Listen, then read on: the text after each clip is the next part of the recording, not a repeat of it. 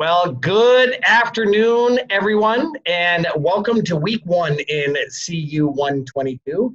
Chef Suzanne and I welcome you to another fine live session. And welcome back to reality, everybody. It's we were mentioning just a moment ago, it's kind of hard to get back on that horse again after a couple of weeks, but chefs know how to pick it up and get going. So welcome back, and we are excited about this class. I know Chef Suzanne, this is one of her favorite subjects to teach, as well as mine. We have a lot of new students with us. We have a couple of students, familiar faces, so welcome back, and welcome to the new people that are joining us, and we look forward to the next 12 weeks with all of you. It's going to be an exciting journey. In this class, we look for a couple of different things. Obviously, attention to detail is extremely important, and following directions, all that kind of good stuff, which we'll get into here in a few minutes. But we also like to watch you have a little bit of creativity on your end, especially with your presentations. Chef Suzanne, I'm sure she'll touch on this here in just a moment. She really likes to get into making a presentation and kind of a show out of everybody's work. And last block, I don't mean to put everybody on edge here, but last block really rocked it. They did some fantastic work, and we're really excited to see what everybody produces this block. So for those of you that I have not had the pleasure of meeting, my name is Chef Warren Weeks, and I will be your instructor over the next 12 weeks. Chef Suzanne is our evaluator. She'll be taking care of all your feedback and your assignments and all that kind of good stuff. Just a little bit of background about myself. I've been in the restaurant industry in the kitchen now. I'm going into my 38th year. I've worked virtually all over the world. I've owned restaurants, spent a good portion of my career as an executive chef, and the remainder of my career as a director of food and beverage as well. Owned several restaurants along the way. And I am married to Tucson Iron Chef. She's a rock star in the kitchen. So we are a food first family. Chef Suzanne, you want to introduce yourself to everyone? I will. I am Chef Suzanne Lasagna. For those of you that haven't met me, that is really my name. It is actually my maiden name. I did take my husband's name because lasagna is cool, so I kept it. So you call me Chef Suzanne, Chef Lasagna, I'll answer both. I also have been in the industry. I'm not going to say how many years. It's been a while, though. I have 11 years in education, just culinary education, but I've also worked in fine dining, fast foods, banquets, catering, convention centers, country clubs, school districts. I've been an executive chef, sous chef, food and beverage director, general manager, but I've also been a server, a host, a dishwasher. I've done it all, so there isn't a whole lot I haven't done. I am also married to a chef. My oldest daughter is a chef, and my youngest daughter is a really good cook. She doesn't want to be a chef, but that's okay. Mm-hmm. We love her anyway. That's a little about me, and I will be your evaluator. And Chef is correct. I absolutely love and adore pictures of food and presentation. It's almost like a hobby. And you all get to be what I'm able to look at these amazing photos. So what I like to do is I will push you these next 12 weeks. I'm going to offer up some kind of creative ideas for kind of push outside of some of your comfort zone. And I do make a PowerPoint every single week. I reach out to some of you, and I will ask for your permission to use some of your photos and show it off to the other students to kind of inspire them too. And so I try to switch up. I love the pictures, and I feel like you all should have a way to share them. So I do maybe 15 or so pictures each week, and just kind of make an awesome PowerPoint to kind of show you what others are doing too, for camaraderie and a little bit of excitement. So I'm pretty excited. I do love this class. We just finished up 12 weeks with a group, and they were amazing. So I have really high expectations for all of you, and I'm excited. And there's a lot of you here today, which I love. That's awesome. That's awesome. Thank you, Chef Suzanne, for introducing yourself. I am the luckiest chef instructor here at Escoffier to be working with someone like Chef Suzanne, who is definitely at the top of our chef evaluators here. She is a rock star, and you're right. She was right. She is going to be pushing you for the next 12 weeks. And at the end of the 12 weeks, you'll be very thankful. And when you're in industry, you're going to be even more thankful as well. Something Chef Suzanne and I thrive upon is chef's professionalism in this course. And we have high expectations from each and every one of you for professionalism. Within professionalism, there are a lot of little things, and they call it suiting up and showing up. And that means turning your assignments in on time, attending the live sessions, which is extremely critical. The students that have regular attendance at the live sessions are the ones that consistently succeed, not only here at the school, but in industry as well. And I know all of you have made a tremendous commitment to be here and are committed to your future and pursuing your passion. So take account the principles of professionalism, and it will take you far. And we're going to discuss a couple of those things here over the next couple of minutes before we get into this week's assignment. Can everybody see my screen? Is it up there, Chef Suzanne? I'm good? All right. All right, I'm good. All right, so Chef Suzanne and I are very, very excited to be able to be here, to be able to work with all of you. We both share the common goal that everyone at Escoffier shares, and that is to see you succeed and do what we can to help you. We are your #1 resource to success.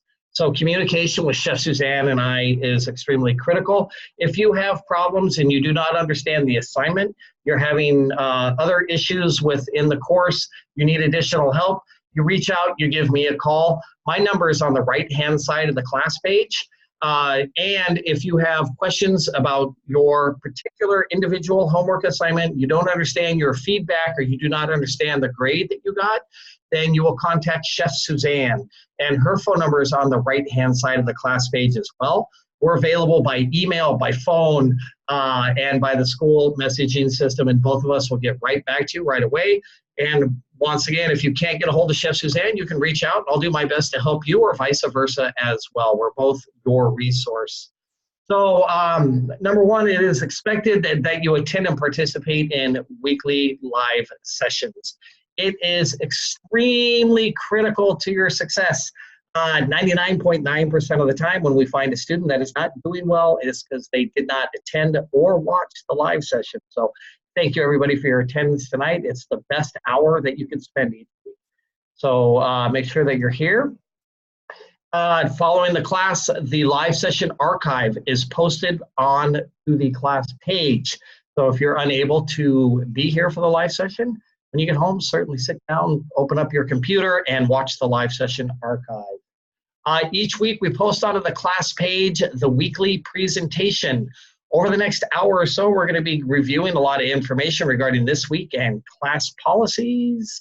And that information will be posted onto your class page, the actual PowerPoint, so you're able to refer back to it throughout the remainder of the week.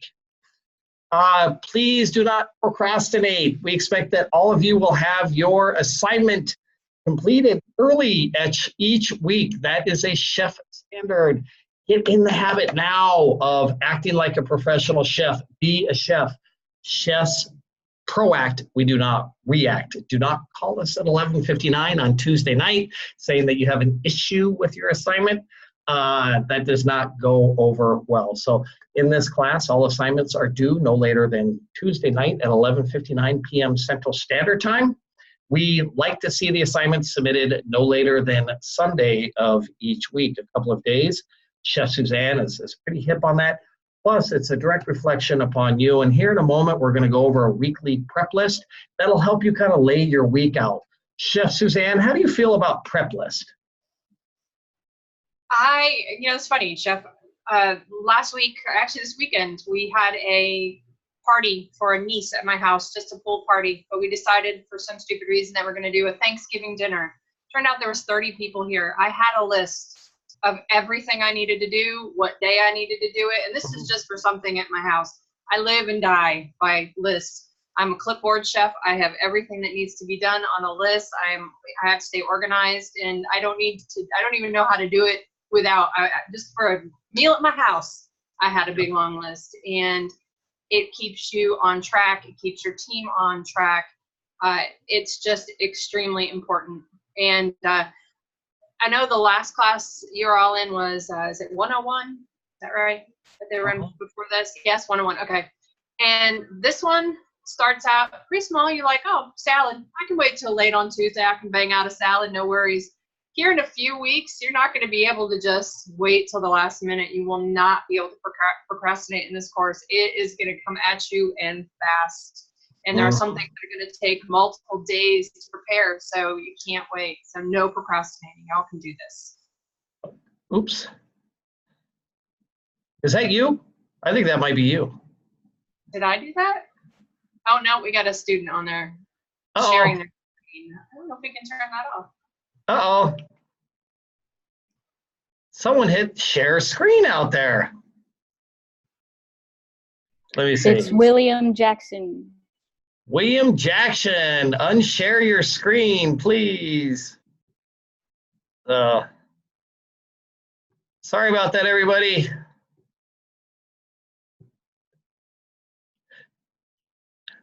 Thank you. Thank you very, very much. So going back to what Chef Suzanne was just talking about, having run large hotels most of my career, we do very large functions. Let's say we're going to do a dinner for 1,000 people. If my staff is not outside sitting down on break an hour before the function, then I have failed, right? Because we make prep list, we organize everything out. So we start cooking several days before, we start setting the room several days before, and so the day of the event, we're worried about next week's event. It's just execution at that point. Everyone needs to get themselves in the habit of working that way now, so when you get into industry, your life's gonna be a lot easier. Trust us, we know. So taking a look at another item here. Chef Suzanne and I are here to help you succeed. That is our #1 goal. We want to see everybody get 100 in this class. That is what we want to see. But before you pick up the phone and call us, make sure that you have watched the live session and reviewed the weekly presentation first. That is where 99.9% of the information is that you're going to need to help you out with your weekly assignment. However, never hesitate to call us. We are always here for you to help you out and help you understand this information. Your assignments will be graded each week by Chef Suzanne. The grade is based on the assignment page, which is also referred to as the rubric, and the information provided in the live session. So what that means, and Chef Suzanne I'm sure she's going to jump in here because she's pretty big on this, and so am I. Each week, we just show you the rubric, the assignment page. And there are a number of items in there. Before you submit your weekly assignment, go through there and just make sure that you have each and every single item. Chef Suzanne? Oh my gosh, yes. I mean, that is literally how your feedback and your grades are done and based is on the rubric and the required photos. So if there's a list of required photos, it says you need to have 12 photos and you have 3, you've not met the criteria. So make sure you're looking at all of that. Make sure you're not forgetting your narrative sheet each week. All of those things are listed for you, and so make sure you're utilizing that information. Use that as, you know, your assignment information. Make sure that you're getting all those photos, your narrative, your self-ID, your sanitizer photos, getting all of that included. Absolutely. You know what, Chef Suzanne? As I look out upon all of our students, there's more white chef coats and professional looking people in this class than there was in the last class. So actually, I was noticing how many there are. Normally we see a lot of black screens with just a little white name, and there's a whole lot of people. I love to see people, not that all of you in the background, we love you too, but I love to see the person and the interaction. So, you know, next week, put on a jacket, join us. Join us if you can. We want to see you. We want to interact. I love that. Yeah. So great job, everybody. This class is off to a good start. It might be taking last class down. You never know. So this is exciting. Going on to what we were talking about here. We value and expect professionalism in everything you do. That's a chef standard. Please remember, this is a big one. big, big issue here. Please remember that it is your responsibility to post attendance at least every 3 days, okay? So, and what we mean by that, if you follow the weekly prep list, it will automatically post attendance for you at least every 3 days. Students that post attendance at least every 3 days, 100% of the time succeed. 100% of the time. It is a proven statistic, and we want everybody in this class to succeed. In order to post attendance in the class, you need to complete one of the weekly knowledge checks, or watch the live session archive, or attend the live session, or submit a weekly assignment. By doing that, you're staying well ahead. Should you fall behind and not do that, that means that we have to reach out. We're looking for you. We need to contact you, and you're taking away valuable time from the other students. So please make sure that you post attendance at least every 3 days. It is going to guarantee your success within the program. It keeps you close. And least but not last, priorities, right? We are focused on your success. We need you to be focused on your success as well. So prioritize your time. Do not procrastinate. Chef Suzanne, any words on procrastination? Don't. Thank you. Excellent. Yes, excellent. Yes. Procrastination is the kiss of death in the restaurant industry. If you haven't learned that yet, you will once you are slicing and dicing. So always work ahead of the curve. It's proaction before reaction is the name of the game. I think a lot of you guys out there, chefs and chefettes, have learned already about the classroom participation policy that is required here at Escoffier. This has been posted and will be posted on your class page. I'm not going to go through all the information because I don't want anybody falling asleep right now. But it basically talks, and this class looks fantastic, professionalism all the way, and it's looking good. So take a moment to read that on your own time. It will help you. Any questions so far, anyone? Questions? Crickets? Crickets? Yeah, crickets. First day. It's always first day crickets. Yes. All right, ladies and gents, let's dive into week one here. This is going to be exciting. This is a cool week this week. You are finally going to have the opportunity to start displaying some of your presentation skills. Before we get into this week, I want to touch on one thing about presentations.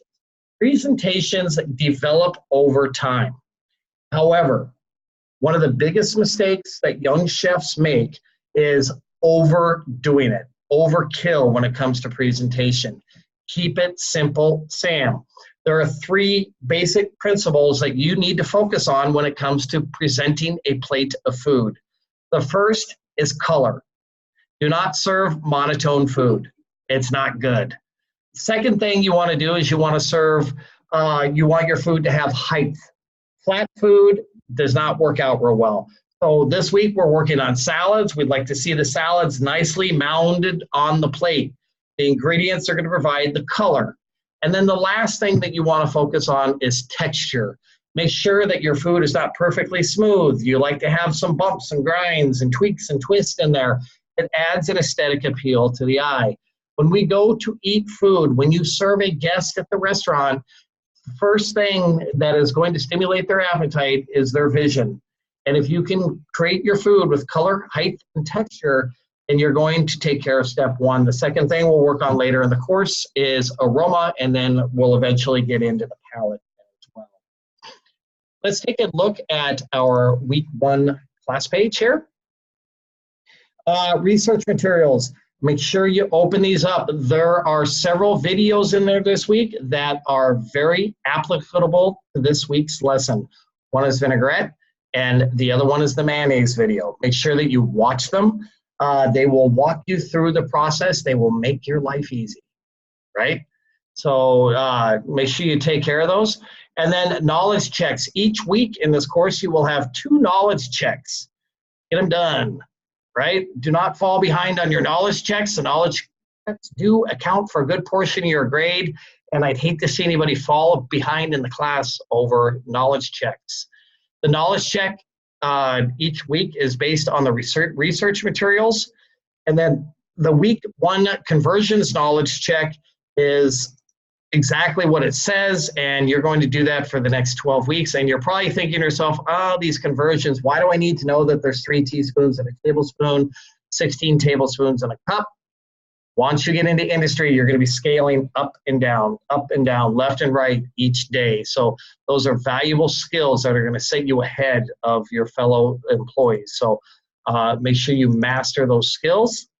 Thank you, everybody, for being here for the live session. And then this week in the kitchen, we are making a composed salad and mayonnaise. And now we're going to get into that in detail. Each week, ladies and gents, right here underneath mayonnaise at the bottom of the page, you will see a posting called Weekly Presentation, which is the slideshow that we are going through right now. Any questions? Anybody? Chef Suzanne, did I forget anything about that? When do you want to see all the weekly assignments? As soon as possible. I like that. That's perfect. Yeah, Sunday. Sunday is when I like to see them, and then I try to get them graded and back to you all as soon as possible too. That gives you time if you, for whatever reason, want to remake something, or you may have forgotten to add some photos. Gives you time to readjust to resubmit your assignments. Absolutely. And if you get really buried in, if you get everybody's assignment all at once, how long is it going to take you the most? 72 hours, right? Yes, 72 hours. There's very few times that assignments are ever longer than 72. And normally they're quite a bit longer. And where it gets kind of weird is the longer you wait to turn it in. So if you wait till 150 people turn in on Tuesday, you end up at the end of 150 people. Whereas if you turned in on Wednesday, Thursday, Friday, Saturday, or Sunday, you get graded pretty quick. But once you wait until Tuesday, you're in a line of 150. So just something else to think about. They get back to you sooner, the sooner you turn them in. Right. And the sooner you get them turned in, the sooner you get them back, and the sooner you can resubmit if need be. Make sure, everybody, as well, that you do take the time to listen to your feedback. It's a valuable information that's really going to set you apart and help you move forward. Ladies and gents, let's take a look at our prep list this week. Wednesday, attend or watch the live session archive. Thank you, everybody, for being here at the live session. This is super impressive. Like I mentioned, it's so awesome to see all those Chef Whites out there. It's incredible. And if you can't make it, make sure you do tune in and watch the live session archive. On Thursday, tomorrow, read the research materials. Complete both knowledge checks. It's going to take you anywhere between 20 and 30 minutes to get that project done. But hey, you're ahead of the game. You're looking good. Friday, review the assignment. Create a prep list and purchase your mise en place as required, right? This way, on Friday, you've thought it through in your head, so when you go to execute the assignment over the weekend, it's going to flow like water because you've already thought it all through. Saturday and Sunday, complete the assignment, review it against the rubric. Make sure you have all your photos, everything's in there, and then submit it. And then Monday and Tuesday, chill out. Make any necessary changes and or suggestions as recommended by Chef Suzanne. So any questions about our weekly prep list? It'll make your life easy, everybody. Rock and roll. Hang on, we got a little music coming in here. All right, everybody. Each week in the weekly presentation, you're going to see this, which is your conversions knowledge check. And in here, you will find all the necessary information to complete the conversions knowledge check that is on the class page each week. Start memorizing this information. This is not something that you learn physically. It's something you learn mentally. Just start working with it, and you will master it before you know it. All right, ladies and gents, let's jump into the kitchen and get cooking. Jeff, we do have a hand up. He's had it up for a minute. Brandon Johnson. Okay, go ahead. Is it a shopping list for this class? Yes, it'll be at the top of the actual class page. Do you see it up there at the top, Chef Suzanne? I don't have it up right now, so. I am looking right now. Yes, it is at the very top of the class page. As soon as you click on the class, it's down a little bit. It's red. their syllabus and the weekly inventory right below that. Mm-hmm. Okay, thank you. You're welcome. Anybody else have any questions? Anyone? Anyone? All right, ladies and gents, let's jump into the kitchen and get cooking this week. First thing we're going to be working on this week is a vinaigrette, which you're going to make, and that will be served with your composed salad. Vinaigrettes come in a lot of different forms. The basic thing to remember about vinaigrettes is a 1-to-3 ratio. So when we say 1-to-3, we say 1 part acid and 3 parts fat. When we refer to the term fat in the world of culinary arts, it could refer to olive oil, canola oil, salad oil, lard, a whole bunch of different things. And when it comes to making your vinaigrette, there's a multitude of different oils that are applicable. We don't necessarily recommend spending a lot of money on extra virgin olive oil unless you're really after that flavor. Extra virgin olive oils are best served by themselves. So for example, if you're making a caprese salad and you want to have a drizzle of olive oil over your fresh mozzarella, then yes, that's absolutely fantastic. But if you're making a vinaigrette that's going to be served with a composed salad that has a lot of other flavors in that, you could consider going with a regular olive oil, avocado oil, grapeseed oil, or a salad oil. So don't spend all the money. Alvina, what's your question? I use a wine vinegar. Wine vinegar. Okay, we're going to get into the vinegars here in just a second. There's no problem with the wine vinegar. That's Okay. a good suggestion. So, absolutely. Yeah, thanks for bringing that up. Yeah. Thank you. Let's see. Okay, so vinaigrette is made by mixing oil and something acidic, such as vinegar, or you could also use a citric acid, which will help. Citric acid could be a lemon juice, lime juice, or another tart substance. And then the mixture can be enhanced with salt, herbs, or spices. And it's most commonly used as a salad dressing, but it can also be used as a marinade, which works out quite well. If you're going to use it as a marinade, a vinaigrette, you want to avoid putting too much sodium in there because salt does not do well in marinades because the sodium actually draws the moisture to the surface of whatever you're marinating, and that is not always a good thing. So the vinaigrette is made, the basic vinaigrette is just the acid and the oil. And then to add a flavoring profile, you can chop fresh herbs such as rosemary, thyme, basil, oregano. A nice chiffonade cut of those herbs into the vinaigrette works out real well. You can also add a slice, a little bit of minced garlic or minced shallot, which will also work extremely well. So the basic formula is 1 part vinegar to 3 parts olive oil, and then you're going to put them into a cup and whisk vigorously. And what you're going to do is you're going to create what is called a temporary emulsion, which is pictured right down here. And it looks like it's actually one substance. A temporary emulsion is a temporary suspension of 2 non-binding ingredients. Those non-binding ingredients in this case would be oil and vinegar. However, when you let them set, they actually separate.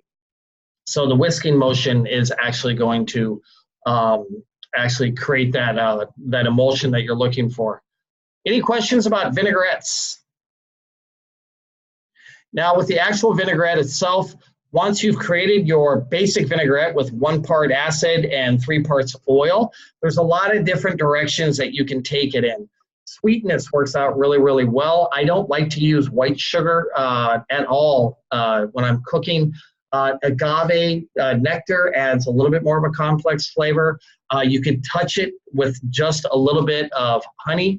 The sweetness in the honey or the agave will help balance out the acidity that is in the vinaigrette. So that is a little trick that you could use. If you're looking for a little bit more savory, robust flavor, you can add a little bit of Dijon mustard, and that will help it out as well. Any questions? Chef Suzanne, did I forget anything? You have not. You are putting right along. I am on a roll here. Yeah. Hey, ladies and gents, composed salads. This is kind of cool stuff. Composed salads, there's a lot of different ones, and basically, I almost like to call them decomposed salads because this is where they're actually taken apart. A Cobb salad, which is a very traditional composed salad, and we'll take a look at one right here. We have a classic Cobb salad where the ingredients are laid out in rows. You know, you have your ham, your chopped egg, your blue cheese, and your other cheeses that are on there to create, or your bacon as well to create your Cobb salad. And you can see the aesthetics that are involved in creating these salads. Nice, neat, organized. They have good height, color, and texture. This is a nice little grilled shrimp composed salad here. And then this is a classic composed salad from France called a salad niçoise. So a composed salad is a salad of various ingredients that are not tossed, but laid out in a very decorative fashion on top of the greens, which create a very nice aesthetic appeal. So that is basically what a composed salad is.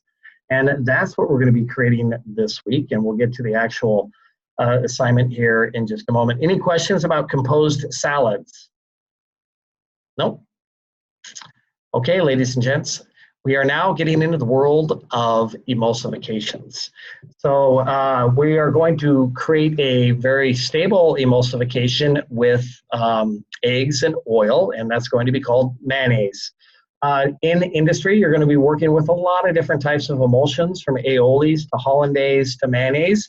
So now is the time to master the technique.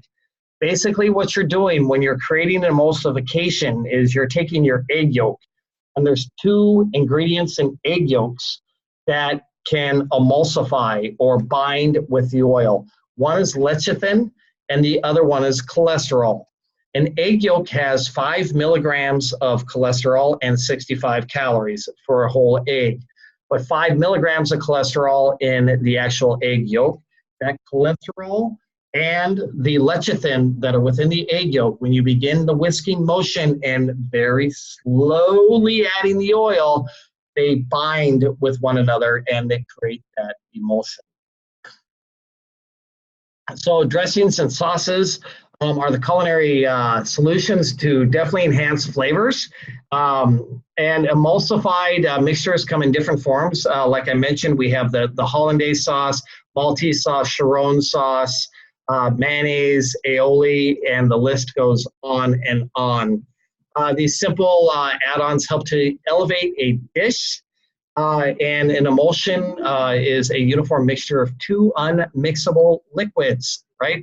So we talked about the oil and the vinegar, and if you look down here on the bottom left-hand corner, there's an unemulsified dressing, and they've clearly separated.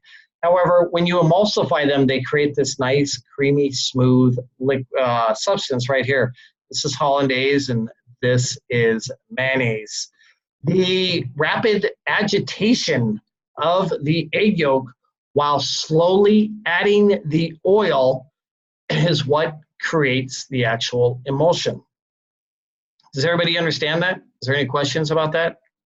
So there's a really good video on this week's class page under the research materials. It's about mayonnaise. You're going to start out by taking a bowl. In industry, we use only stainless steel bowls. We don't use glass bowls. However, if you're at home, that's okay. That's not a problem. We ask that you do not use a machine to make this. Chef Suzanne might say something if she sees you making it in the KitchenAid mixer.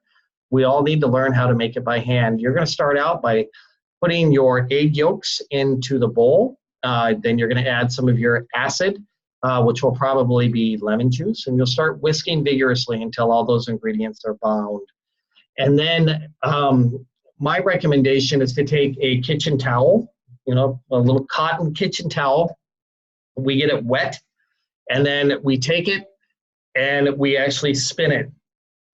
We fold it in half, and then we spin it until it becomes almost like a big cigar. And then we wrap it into a circle, and we put it down on top of our cutting board, and then we put our bowl right on top of that, and that'll prevent your bowl from spinning all over your countertop while you're whisking. And then you're going to add, start whisking vigorously, and then you're going to add droplets. And when I say droplets, a minuscule amount of oil at a time. As you're whisking, add a couple of very small drops, let it become emulsified and absorbed within the egg yolks. Okay, then you can add a little bit more, whisk, a little bit more, whisk. Once that emulsion has been created, you can increase the flow rate of your oil. You know that your emulsion has been created when your substance begins to get thick, change color, and there is no oil drops on the surface. If it becomes thin while stirring and it does not thicken up, that means that your substance is broken. You can take another bowl, put an ice cube into it, and slowly whisk that broken mixture into the bowl with the ice cube, and that should bring it back together, we hope. We never know, though, for sure. So you can bring that all back together. However, as you are whisking your emulsified mix and it's getting thicker, changing colors and becoming creamier, then you're going to get to the point where you're going to start seasoning according to the actual recipe. Who has directions, not directions, but questions about the the mayonnaise? Anyone? Denise, what's up? Yes, Chef. I was wondering, would it work best if we had a cold bowl, or does that make any difference? It does play a variation, and that is a great thing that you brought up. It does not need to be a cold bowl. You want to make sure that your ingredients are tempered, and I'm not talking about heat. You should not have really cold eggs and really warm oil, or vice versa. They should both be about the same temperature. Room temperature will be perfectly fine. So you do not need to have the cold bowl. That's not absolutely necessary. What we get concerned about in industry is when something gets in between the temperature zone of 40, 145 degrees for more than 4 hours. That's what we call the temperature danger zone, and the bacteria really increases.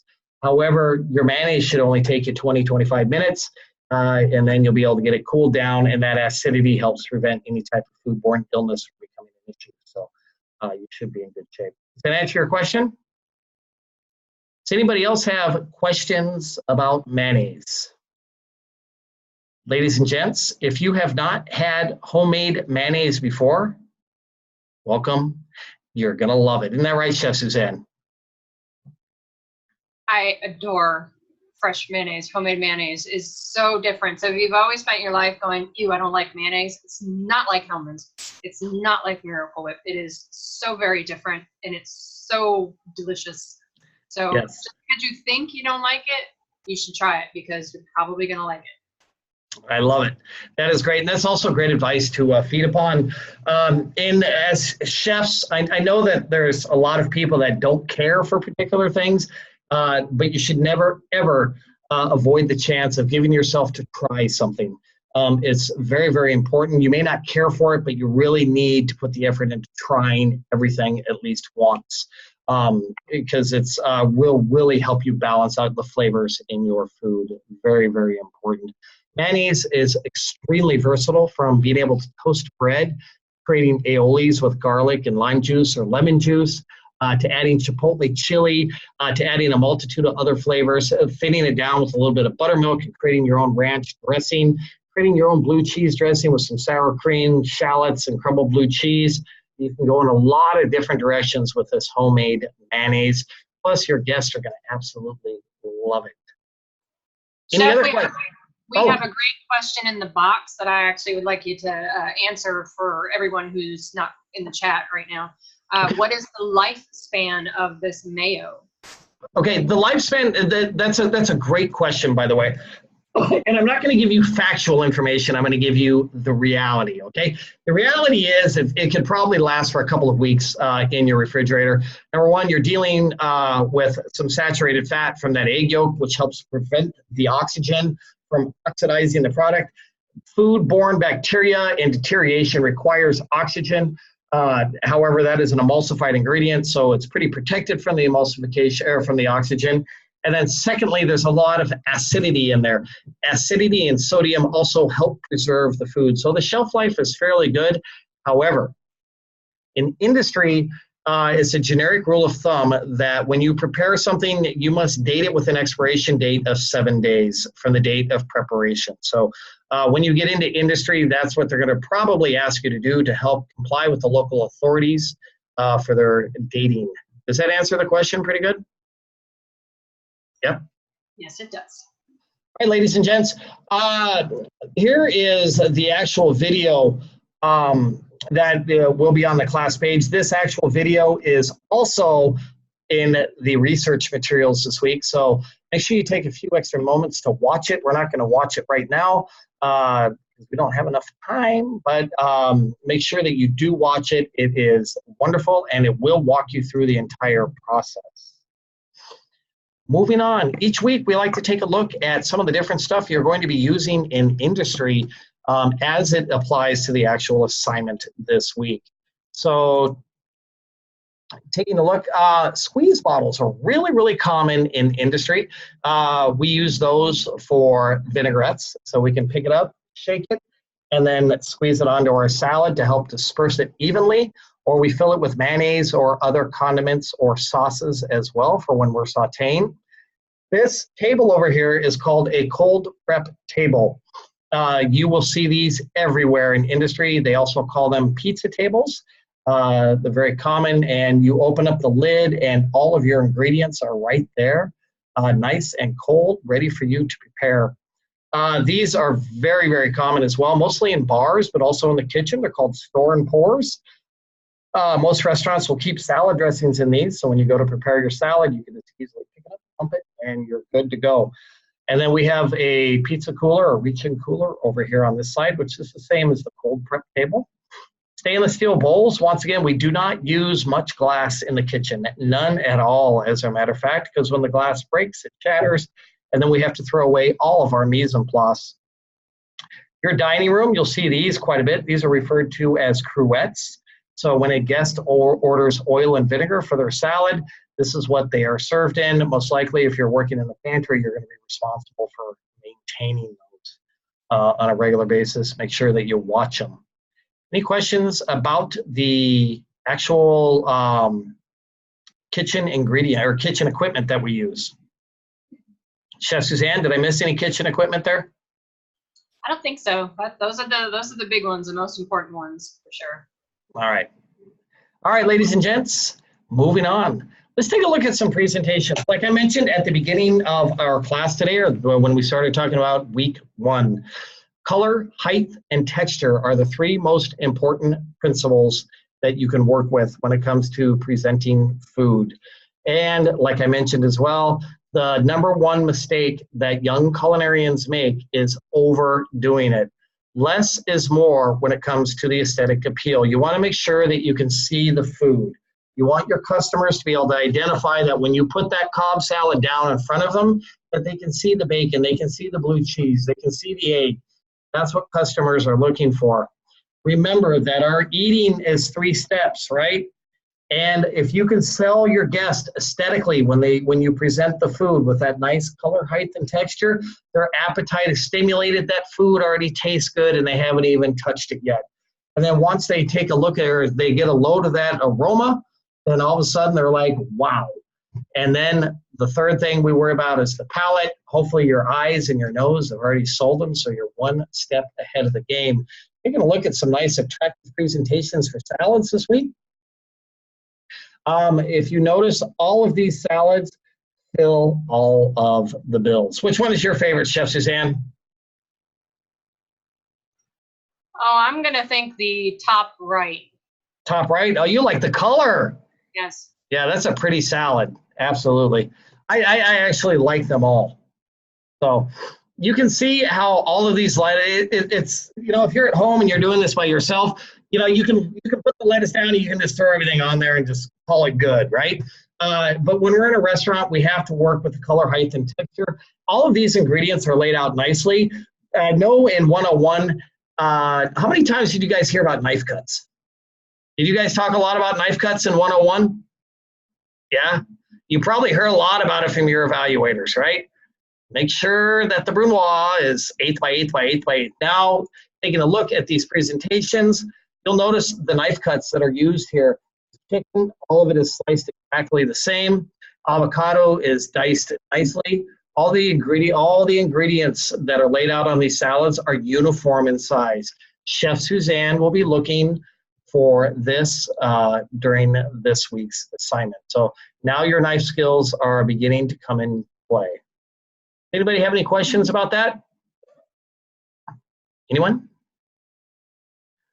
All right, ladies and gents, let's take a look at our week 1 assignment page, which we also refer to as the rubric. I think we mentioned Chef Suzanne gets really, really happy when everybody submits these no later than Sunday, because it gives you time to resubmit them before Tuesday night and get 100% credit, because that is our goal and that's what we want to see. And I know if you wait till Tuesday night to do it, oh, it's not pretty, because then you get stuck at the back of the line and you're waiting and you can't resubmit because there's no time. But Chef Suzanne, let's take a look at this one here. All right, ladies and gents, your temporary emulsion this week, which is going to be your vinaigrette. Once again, there's a great video underneath the research materials that will explain all of this to you and how to do it. So this is what is required. Your self-identification photo. Make sure that you are crisp, clean, and looking good. Headgear, nice chef coat. Chef Suzanne checks for all this stuff. Proper footwear. These are things that are required in industry. And we like to see the number 1 for week 1. Right? Is that good for you, Chef Suzanne? Week 1 for Chef 1. Week 1 for finger 1 for week 1. Once we get into weeks 11 and 12, it gets kind of hard, so you can probably use the sign. And then sanitation bucket, test strips. This is not just to harp and then not to get you to do something, but once you get into industry, sanitation buckets and test strips are a requirement, and the local authorities will be checking on you to make sure you have them. So get in the habit now of doing that. Proper mise en place laid out. And then you have to have your acid in the bowl with seasonings. So the acid in the bowl would be your vinegar. Wine vinegar is perfectly fine to use. Cherry wine vinegar, apple cider vinegar, balsamic vinegar. All the vinegars have slightly different flavor profiles, so you'll have to taste them to get a good understanding of what you like. Then you're going to whisk vigorously your acid as you drizzle in the oil. You'll add 1/3 of it, click, take a picture, and then you will add 2/3 of the remaining 2/3 of the oil and click, take a picture, and then a close-up picture of the vinaigrette in a spoon, and then your choice of greens lightly coated with the vinaigrette. Now, when we say lightly coated, we're not interested in seeing any greens swimming down the river. We do not want to see any straws served with salads. It should just have enough vinaigrette just to bind to the greens on there. There should be nothing floating on the plate. In industry, the average amount of salad dressing that we serve is anywhere between 1 ounce and 1.5 ounces. So it's a pretty small amount, and it's just enough to thoroughly coat those greens. Composed salad, we want to see all of your mise en place laid out nice and neat, tools required, all that kind of good stuff. And then close-up vegetable knife skills. So consistency is going to be very, very important. Plated salad with ingredients and dressing on the side. The vinaigrette can be your dressing if you choose to do that. And then mayonnaise. We want to see the mise en place. The emulsifier is going to be the egg yolks, and then adding 1/3 of the fat, 2/3 of the fat, and then the finished sauce is going to be extremely important. And then narrative sheet. Ladies and gents, I think, you know, I remember when I went through culinary school, and I went to culinary school back in the 80s, but doing the narrative sheets was a little bit, it irritated me. I didn't like it. But as I was forced to do it and I had to learn how to do it, it became one of the most valuable skills that I have used over my entire career. And the reason those narrative sheets are so valuable, imagine if you have to talk to your servers at nighttime, right? And you've come up with this incredible Cobb salad that you want to run as a special. You cannot just tell your servers it tastes good, right? Because otherwise they're going to go to the table and they're going to look at their guests and they're going to say, it tastes good. Now, we are in the world of sales as well, and we have to be able to explain our foods in a very, very important fashion. And the narrative really helps you develop those skills. So we really hope that you take them seriously. Ladies and gents, we have a wonderful Cobb salad. It's made with crisp arugula lettuce that has a slightly peppery flavor, and it kind of crunches when you eat it. The blue cheese is Maytag blue cheese, and it's such a savory, bountiful feeling in your mouth. You're absolutely going to love it. The hard-boiled eggs, et cetera, et cetera. It sounds much more delicious. The guests are going to buy it. You're going to make more money at the end of the day. So it's something that's very, very important. And I think this next sheet is all Chef Suzanne. But before we move on to that next one, ladies and gents, does anybody have any questions about our assignments for this week? Anyone? Okay, let's move on to lasagna dishes here, as it's affectionately named. Chef Suzanne, you want to take the reins? I will. So what I do each week is I create a little infographic. It's a document, nothing major. Normally it's full of fun pictures, maybe some tips and hints. It answers a lot of the questions that you may have. So if you're wondering, do I have to use the exact recipe for this week? That'll probably be in my lasagna dishes. And I'll send it out each week, normally Wednesday or Thursday. And it'll have lots of tips and information to help you be successful with this assignment. So it's just things that I have seen that have become an issue, or a lot of questions that maybe a lot of other students before you have asked. So I create these sheets with some tips and information for you to help you. It doesn't take but a few minutes to read through it. And again, they come out in the first or second day of each week. That'll have information for you. So make sure you check those every single week. They're going to come in I think they'll come in a message is how they normally come, your Moodle message. And then it'll also send to your email, I believe, if you have it set up that way. So tons of good information. So please make sure you look at those. And so again, I've got it also listed. Check your email and messages on a daily basis. I know that's not something you've really been kind of made to do. Do that. I send you information, Chef sends you information. I also may look at your photos this week and go, holy cow, that is an absolutely gorgeous salad. Dennis, can I use your salad photos this week for my presentation? But if you never see it because you don't ever check your messages or your mail, I'm not going to be able to use your photo. So please make sure that you're keeping an eye out. Sometimes there's an issue where, for whatever reason, a recipe disappears or there's an issue. We may send you out an email or a note saying, hey, there was an issue, we got it corrected, everything's good now. So make sure you're checking your messaging for your Moodle messages and also your emails every week. Cool? I love it. Yes, everybody's really going to enjoy the lasagna dishes. It's a really cool flyer. I admit it, I read it. So it's a really cool thing, and there's a lot of great information in there. So I'm awfully glad that's produced. And I know that you'll be reaching out and asking people's permission to be able to show their pictures. So that's a pretty exciting thing as well. Anything else, Chef Suzanne? No, we do have some questions that are kind of coming in, the same ones about being able to adjust the recipes from what is listed. And this week is a great example that you've got some freedom. As far as your vinaigrette, it's not very specific. So you've got some freedom with your vinaigrettes to adjust. Your composed salad, if you don't like radishes, that's cool. And you want to add cucumbers, super cool. You don't like ham and turkey, but you got some grilled chicken in the fridge, absolutely. This week is one of those great times where you can kind of play with the assignment, work with what you've got at home, work with what you and your family like. Just make sure that you are meeting the assignment requirements. Make sure that I'm able to see what's going on. So if you decide you want to add a bunch of seasonings and things to your mayo, do that after you make the mayo, right? So make the mayo exactly as the recipe is. Then if you want to add in some hot sauce and some pickle relish and put it on a fish sandwich, knock yourself out. That sounds amazing. And I definitely want to see a picture of that afterwards, but I want to see the picture of it before you do all that. So again, you've got tons of freedom this week. You know, we don't want to, this is one of those weeks where you have a lot of freedom. There are weeks that are coming up though later in the block when we're doing some baking and things where you have like zero freedom. So enjoy your freedom right now and get creative and have fun. And if you have a question, so you're not 100% sure, reach out to Chef Rob. But this is a great example of being able to utilize what you like and what you have to work with at home. Absolutely. Great point. Thank you for bringing that up. Stacy, what's your question?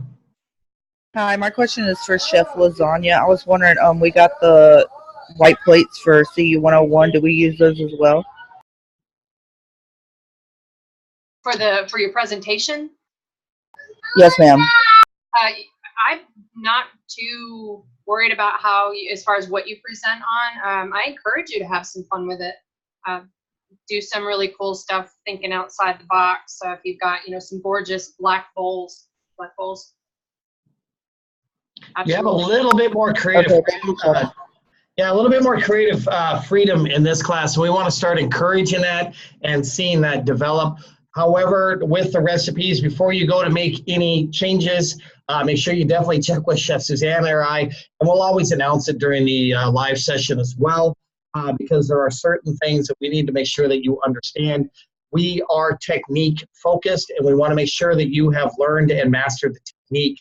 And sometimes when you start changing things, it becomes very difficult to be able to identify that. So that is our mentality. We're just not being strict, saying no. It's our goal to make sure that you understand the technique. So that's what's going on there. Ladies and gents, awesome first live session. Chef Suzanne and I are so excited to be working with this class. I have very high hopes. I think it's going to be a rock star.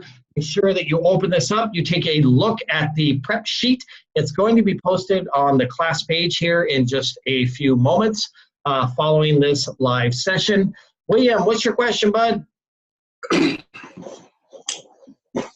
we take the knowledge checks and the conversion test over until we can, you know, get a better mark, a high mark, or is it just once? Only the highest sticks. You can take that thing all day long. You can start today and keep going till next Tuesday, and only the highest score is going to stick. So great question. Thank you very much for asking that. You can take the knowledge check as many times, just like your prior class, and only the highest score will remain. So good question. Thank you, Chef. Thank you. Yeah. Yes, what's up? Yes. Can you see all of the grades from the quiz? Can you what? Can you see all of the grades from the quizzes? You'll be able to see your grade, yes. If it's taken multiple times, you see all of them? Yes, it should pop up into your grade book. Yeah, each week. Yeah, because that automatically goes into the grade book, so you'll be able to see it. And if you can't, just reach out, let me know, and I'll help you out. I'm saying, can you guys see it? Oh, yeah, absolutely. Yeah. And sometimes we like to reach out and see how you're doing. Yeah. So, all right, everybody. We hope that you have a fantastic week. Make sure you communicate. Let us know what's going on. And thank you very much for your attendance at this week 1 live session. Have a great day, everybody. Take care.